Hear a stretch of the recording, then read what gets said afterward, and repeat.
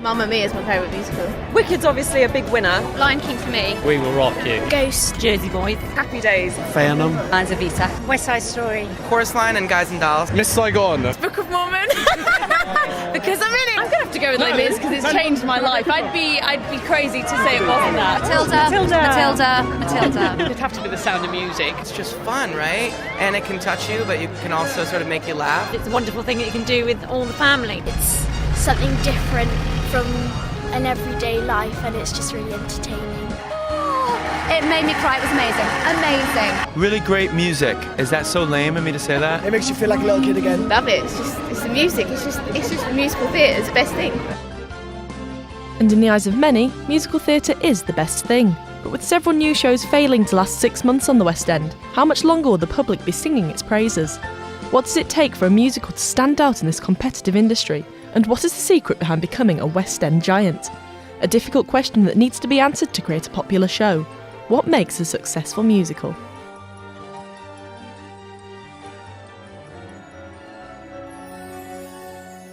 One of the most successful musicals of all time is Les Mis. Celebrating its 30th birthday next year, it is the longest running West End musical in history. But reviews following the opening night were far from positive, with the show being described as unmemorable and boring. But despite this damning critical response, the public loved the show. John Caird, the director of the original production, believes that the audience are key to success. The reviews were more than mixed, they were extremely negative. At first they were negative almost to the point of being poisonous. But the point about them is it was a popular success. The audiences adored it from the very beginning. And when you have something that just automatically strikes a chord with audiences, you don't need to worry about the critics. And they certainly didn't have to worry about the critics, who quickly changed their mind about Les Mis when they saw the public response. But the West End is a very different place now to the one it was 30 years ago, with even big names like Andrew Lloyd Webber struggling to create a popular show, after his most recent musical, Stephen Ward, closed after only 4 months. Chris Key, the resident director of Les Mis, knows just how tough it can be to introduce a new show to the West End. Times have changed in a way. If Les Mis opened today, who's to say whether it would have the same success as it did opening in 1985? These days, the audiences, when they're paying a lot of money, they often want to know what they're going to see before they go, and they won't take risks. And therefore, a show might be fantastic, but if it doesn't have that star name or public appeal, then people sometimes are a little reluctant to go and watch. So it's a balance, it's a mixture of things that a show needs, and there's no sort of definite guarantee of success. If attracting audiences is key to a successful show, having a well-known face play a main part can fill the seats. But actor Nathan Taylor suggests that the West End is lacking celebrity musical performers. Over in America, people who get to the top of their tree, the Broadway stars, they have all-round careers. They're in massive TV shows, they're in films. There isn't that crossover here, so musical theatre doesn't make celebrities or stars out of its performers the way America does. So consequently, if you want to put a celebrity in your lead role for obvious financial reasons, it's usually going to be someone who isn't necessarily a musical theatre veteran, who may not have the skills, who may not have the ability to do it as well as perhaps the role demands. But Andrew Lloyd Webber came up with a clever plan to create musical theatre stars from complete unknowns who would become household names and attract audiences, but also be the right people for the job. The girl the public have cast to be Maria Von Trapp. Joseph, Nancy, the nation's Dorothy is Connie, Lee, Judy, and Although she didn't win, the show I'd Do Anything made a star out of Samantha Barks, who recently played Eponine in the film adaptation of Les Mis. She believes that the show gave her the step up that she needed. It was great for me to get to even have the chance and the platform to sing for people like Andrew Webber and Macintosh, and as a result, was able to work for them both. So I'm very grateful to it. Although he did not appear on such a show himself, Avenue Q star Stephen Arden believes that these television programmes have been good for bringing the West End to the forefront of people's minds again.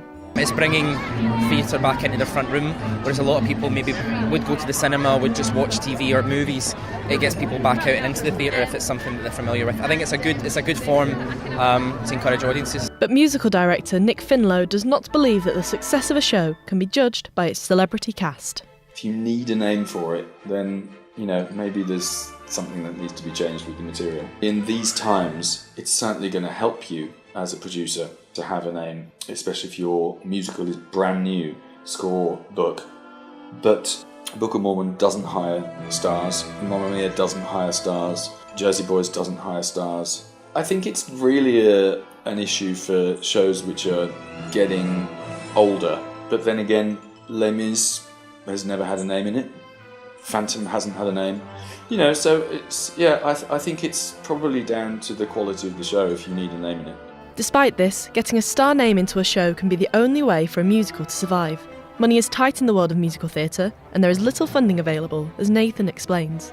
Decent musical theatre does need good funding, and it does need high budgets in order to do very well. But it's an expensive business, and I think we need to look into subsidy and funding for the art form for its own sake, rather than as a commercial enterprise. If you think we have the National Theatre for subsidised theatre, we have the Opera House for subsidised opera, we have Sadler's Wells for subsidised ballet. There's not a single theatre in the UK which is dedicated to musical theatre and using government subsidy to further the art form, and I think that's a shame. But with no sign of funding on the horizon, what are musical producers doing to create a successful show? Some of the most popular modern musicals on the West End are those based on well-known books, with the show Matilda holding the record for the most Olivier Awards won by a musical. Established lead man Michael Xavier explained why he thinks this trend has occurred. They've already appealed to a mass market, something like Shrek, for instance. So many people have seen the animated movie, and so instantly, you open a show like that, loads of people are going to be interested to go and see it. There's a kind of a problem, I suppose, with people wanting to know, kind of call it the rule of three. They either want to know who's written the music or what the music is, who's starring in it, as in who's, is there a celebrity in the show that they want to go and see that they know well from TV, and the other one is what's it based on? Is it based on a movie or is it a book or something that's really popular? So what's the story? So I think if you get all three of those things, then people are more likely to part with their money, because it's not cheap to go and see a West End show. Amateur performer James Sidgwick is not able to go to the theatre on a regular basis, so believes it is unsurprising that theatre goers often choose to visit the same popular shows. At the moment, people are scrambling to see Book of Mormon, Matilda, and it seems like anything else doesn't get a look in. If you go once a year to London to see a show, this year you're going to see Book of Mormon, and the year before it would have been Matilda, and there's Charlie and the Chocolate Factory this year as well. I think there's certain ones that dominate it, and the others do struggle to compete, because a lot of that market, I think, is occasional theatre goers who just go once a year or something. Like me, I went this year and I saw Book of Mormon and Matilda. So yeah, and I'll go next year and I'll see the whatever's sort of trending, because I only get to go once or twice a year. But Nick Finlow, who works on the Book of Mormon, thinks audiences need to be more adventurous with the types of show they go to break this trend. It's a little bit depressing, actually. I think it's definitely a trend, but I don't think it's a good one. I suppose it's akin to Hollywood releasing blockbuster remakes of old movies. The one that bucks the trend at the moment is Book of Mormon, because it's brand new and is the only show, in fact, that's selling out. Completely selling out every night. I find it worrying. It's not a trend that I'm happy about, because it seems to me that the audiences are almost being lazy, not willing to take a punt on something that's brand new. I can't sing, I can't sing. Something that was brand new was Harry Hill's musical I Can't Sing. Although the show received average reviews, it did not have the X factor with the audience and failed to sell out the London Palladium, the West End's biggest theatre. The show will close just 6 weeks after its opening night. Producer Simon Cowell said if he could do things differently, he would have gone to local theatre groups and built up a following.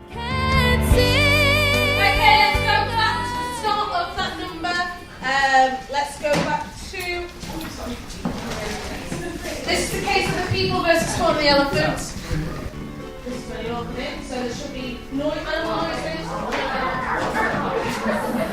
Local theatre groups can be a perfect way to introduce new musicals to audiences before taking them to bigger stages. Laydon is an amateur theatre group in West Yorkshire. Their current show, Seussical, is not well known in the UK, and their secretary, James Sidgwick, believes that amateur groups can give new shows a chance they may not have elsewhere.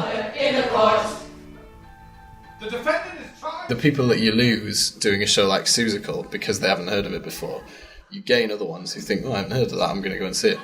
The September show we're doing is a brand new musical that we're doing, and that would never have got put on without an amateur production first. That's the sort of writing market is so competitive that to get something produced professionally off just from paper to stage is just not heard of. So the amateur is a sort of stepping stone for writing.